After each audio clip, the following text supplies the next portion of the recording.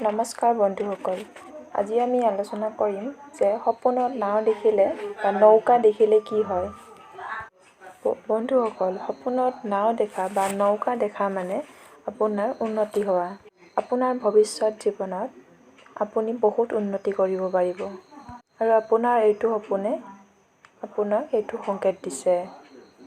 বন্ধুসকল, সপোনত সুন্দৰ নৌকা দেখা মানে বা আপুনি সপোনত সুন্দৰ নাও দেখিছে, তেনেহ'লে আপোনাৰ সন্তান প্ৰাপ্তি হ'ব।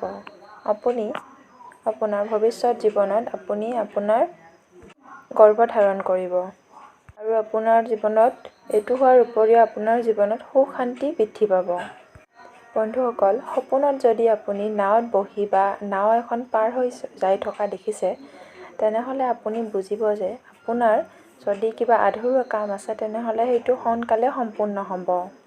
আৰু আপোনাৰ যদি কিবা কাম ক'ৰবাত ৰখি আছে বা আপোনাৰ হ'ব লগা কামটো হোৱা নাই, তেনেহ'লে এই সপোনে আপোনাক এইটো সংকেত দিছে যে আপোনাৰ আধৰুৱা কামটো সিদ্ধি হ'ব।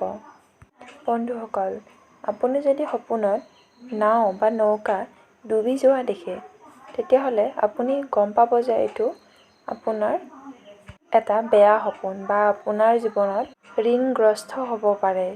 আপুনি ধাৰত পৰিব পাৰে আৰু আপোনাৰ বিজনেছ বা ব্যৱসায় এটাত লোকচান হোৱাৰো সম্ভাৱনা আছে।